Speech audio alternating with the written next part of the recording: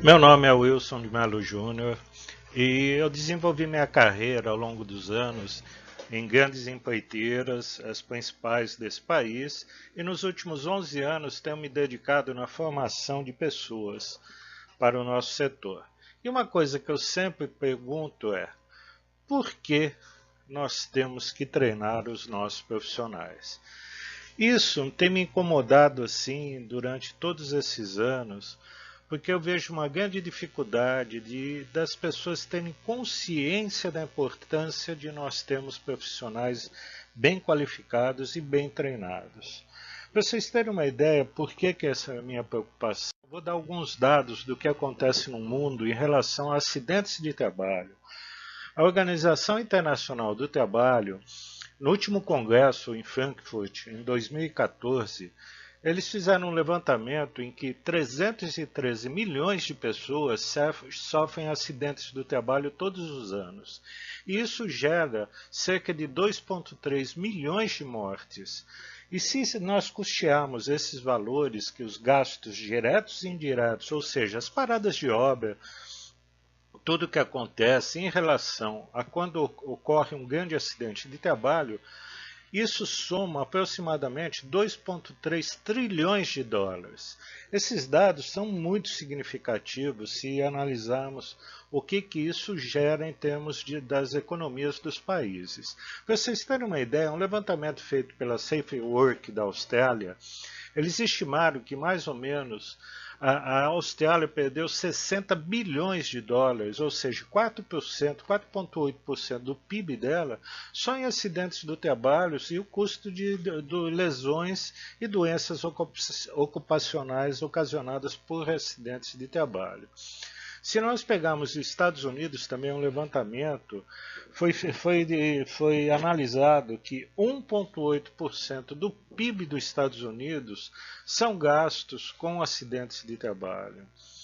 No Reino Unido também, em 2010, um estudo chegou a levantar que os acidentes geram praticamente um gasto de 1% do PIB daquele país. Se nós transportarmos isso para o Brasil, alguns dados que eu consegui tabular, existe um estudo do professor Pastore, da USP, em que ele concluiu que nós perdemos por ano 70 bilhões de reais. Isso ele considerou os gastos que são gerados diretos e indiretos durante um acidente de trabalho. Por exemplo, quando acontece um acidente numa obra, a obra para por X tempos, dependendo da gravidade do acidente que ocorreu. Para vocês terem uma ideia desse valor, isso representa o que se pretendia arrecadar com a CPMF, se fosse aprovado, em 2016. 2 vezes o valor que se pretendia arrecadar com a CPMF. Isso dá algo em torno de 1% do nosso PIB. Para vocês terem uma ideia, o último dado que nós temos de acidentes do trabalho no Brasil foi de 2013, divulgado pelo Ministério do Trabalho.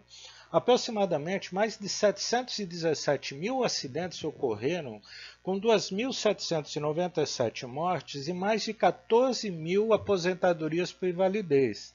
Só a indústria da construção foi responsável por 8% desse total de acidentes. É um absurdo isso. Nós convivemos com isso e achamos que isso é uma coisa normal. Se fizermos uma conta bem rápida dos números que eu passei agora, 70 bilhões de gastos anuais com 700 mil acidentes, nós estimamos que cada acidente, um pelo outro, são mais de 100 mil reais por acidente. Não podemos esquecer que tem acidentes que são muito mais caros pelo porte do acidente que ocorre e o que gera em termos de contorno de todo o processo onde esse acidente veio a ocorrer. Então, alguns dados que realmente a gente fica extremamente preocupado. Ao mesmo tempo que a indústria da construção é o quarto maior empregador do país, ele também é o terceiro em número de acidentes e, lamentavelmente, nós somos o primeiro em número de óbitos. Para vocês terem uma ideia dos dados do Brasil, aí peguei os últimos anos, até 2014, que é o último ano que tem a divulgação, a média é mais de 700 mil acidentes por ano. 700 mil acidentes, é um absurdo isso, com mais de 2.700 mortes por ano. Só a indústria da construção são mais de 60 mil acidentes em média por ano, com mais de uma morte por dia. Poxa, até quando nós vamos começar a aceitar isso como uma coisa normal? Não é normal isso. Precisa se tomar medidas de realmente de reduzir esse número de mortes. Isso é praticamente uma guerra que nós estamos tendo aqui dentro do país só de acidentes do trabalho. Não pode, isso não pode continuar dessa forma. Aí vem a famosa pergunta: por que treinar as pessoas?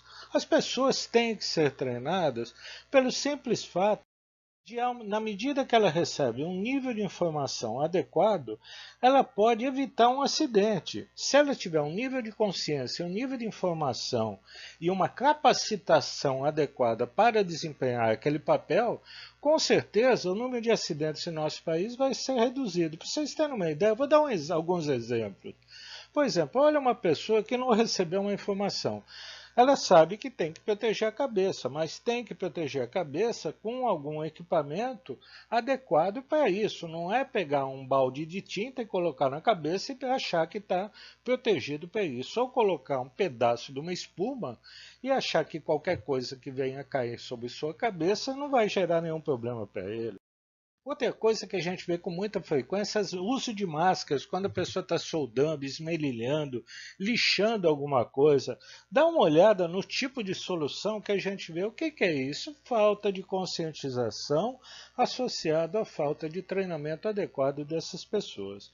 Nós temos que mudar essa realidade, nós temos que trabalhar no sentido de capacitar essas pessoas para que deixem de ter atitudes como essa.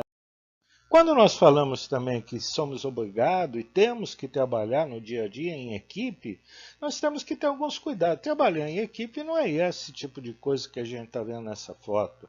Isso daí é um absurdo. Pior ainda é quando passa alguém por perto, vê uma situação dessa e não toma nenhuma ação corretiva para evitar que isso continue acontecendo. Sabe, essas coisas que é pior, não é só as pessoas que estão envolvidas, mas todo o contorno de pessoas que estão vendo isso sem tomar nenhuma atitude. Quando a gente fala trabalhar em equipe não é esse tipo de coisa, nem esse tipo de coisa. Nós temos que parar com essas atitudes de quebrar galho em situações de risco. Não é assim que nós vamos resolver e vamos reduzir o número de acidentes em nosso país. Nós temos que realmente parar, ter pessoas capacitadas e ter uma fiscalização efetiva no nosso dia a dia. Assim a gente vai mudar essa realidade. Por exemplo, existe uma legislação que fala que as empresas são obrigadas a fornecer protetor solar para os funcionários. Só que tem pessoas que acham que se proteger da sombra são ações desse tipo. Isso é um absurdo, ficar embaixo de uma máquina. E quem permite que isso aconteça é mais culpado do que qualquer outro. Não dá para aceitar esse tipo de situação. Outras coisas, por que a gente treina as pessoas? Todo mundo sabe que um equipamento tem que ser patolado, um guindaste principalmente, mas veja como esse está sendo feito. Isso deve ser de uma empresa de madeira, né? Porque pelo volume que fizeram essa patola aí é um absurdo. E olha o detalhe de como o operador tem que chegar na sua cabine. Olha a escada ali, é um negócio absurdo. Tem coisas que a gente vê no dia a dia que não dá para entender. Dê uma olhada nessa outra situação, quando nós vamos patolando um guindaste em cima de cilindros de oxigênio e acetileno, quem sabe, né? É simplesmente inacreditável a capacidade e a criatividade que nós vemos no nosso pessoal. Um outro detalhe, a máquina não está ao contrário, simplesmente por algum motivo ela caiu e ficou presa dessa forma. Parece só dando risada mesmo para a gente ver situações hiláricas como essa, né? O que é isso? Isso são falta de treinamento adequado das pessoas. Se nós não treinarmos essas pessoas, capacitar de forma adequada, que os treinamentos sejam feitos por empresas com credibilidade, que tenham uma carga horária adequada para cada tipo de função, nós nunca vamos conseguir mudar essa realidade do nosso país. Graças a Deus que eu vejo uma luz no fim do túnel. E essa luz no fim do túnel, para mim, chama-se certificação. Certificar uma pessoa não é treinar. Certificar é garantir que aquela pessoa adquiriu o conhecimento necessário para que ela possa exercer a sua função profissional de forma segura e com qualidade. É assim que nós vamos elevar um patamar de produtividade do nosso país. É assim que nós vamos conseguir reduzir o número de acidentes e os gastos que nós temos, além das perdas humanas por falta de uma capacitação adequada de pessoas, porque não é só treinar. Dar um papel é uma coisa, agora avaliar se aquela pessoa está apta a desempenhar aquela função é uma outra realidade. Para vocês terem uma ideia, ser treinado é diferente de ser certificado. Por exemplo, olhe uma pessoa que foi treinada para realizar uma solda, fez uma solda. Nada impede da solda ser feita dessa maneira. Mas um profissional certificado em solda vai apresentar um serviço da outra maneira, de uma maneira mais qualificada, de uma maneira mais adequada. E isso que nós temos que buscar. Então, o que vem a ser certificação? Certificação, que nós chamamos, é certificação de terceira parte. A pessoa que foi treinada por alguém não pode ser avaliada por essa mesma pessoa. Nós temos que ter um processo de um reconhecimento formal que a pessoa adquiriu aquele conhecimento por um organismo independente. Esse organismo que vai avaliar se aquele conhecimento adquirido pela pessoa realmente foi absorvido e ele tem condições de desempenhar seu papel profissional de maneira adequada. Esse processo é que atesta que uma pessoa tem os requisitos pré-estabelecidos para poder desempenhar aquele papel. Tem que ter uma regra do jogo. Para a pessoa ser alguma coisa, ela tem que ter algumas características e tem que seguir uma metodologia adequada. Outra coisa é que uma certificação é válida para uma determinada atividade. Eu não posso certificar um advogado e querer que ele vá ser um engenheiro ou outra atividade.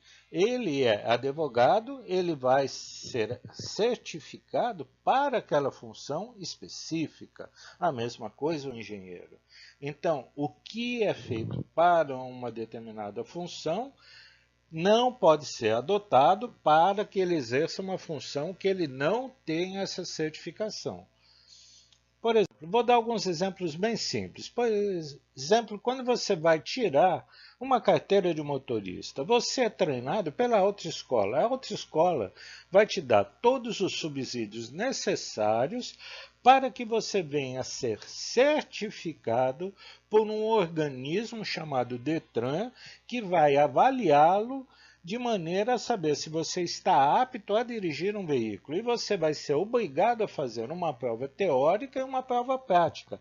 Aqui um exemplo claro: quem está treinando vai ser certificado por um organismo independente, que é o Detran. A autoescola não vai te dar carteira de motorista. Então, esse acho que é um dos melhores exemplos que a gente pode ter sobre o que é uma certificação de terceira parte. Podemos dar um outro exemplo no caso dos advogados. Os advogados estudam numa faculdade de direito, porém, para poder exercer a sua função em toda a plenitude, ele é obrigado a fazer um exame na OAB, que é um organismo independente da onde ele estudou, que vai avaliar se ele está em plenas condições para desempenhar aquela sua função profissional. Além disso, existem normas elaboradas pelo processo de certificação. Essas normas têm que definir quais as competências básicas que a pessoa e o profissional ele tem para poder desempenhar aquela função e poder se candidatar a um processo de certificação. Isso tem que estar claro. Outro detalhe é quais são os pré-requisitos de escolaridade, experiência profissional, em alguns casos até aptidão física. E tem que isso ser comprovado com documentos formais. Por exemplo, uma pessoa que não tem visão não pode dirigir um veículo. Isso é básico. Então, para cada função, você tem que definir claramente quais as características que essa pessoa tem que ter e as experiências profissionais que ele tem que ter tido para poder vir a ser um profissional certificado naquela atividade profissional. Um outro detalhe é, ele tem que ter estudado em algum organismo que tenha credibilidade, que tenha uma carga horária mínima e um conteúdo programático. Nós não podemos aceitar que, de repente, se forme operadores de máquina em menos de 8 horas. Nós não podemos aceitar determinadas formações com uma carga mínima de horas, assim, ao bel prazer de quem está dando o treinamento. No mercado a gente vê até pessoas vendendo treinamento perguntando para quem está no contratando quantas horas de carga horária que ele quer. Isso não pode acontecer. É isso que gera um volume de acidentes como nós temos no nosso país. E depois de tudo isso, também esse processo de certificação tem que ser claro. Como esse profissional vai ser avaliado? Como vai ser uma prova teórica? Qual o critério que vai ser adotado? E se tiver prova prática, como essa prova prática vai ser feita? E previamente esse profissional tem que saber como ele será avaliado. Isso é um processo transparente, um processo de credibilidade que permite nós, ao final desse processo, sabemos que se aquele profissional está apto ou não a desempenhar o seu papel como profissional certificado.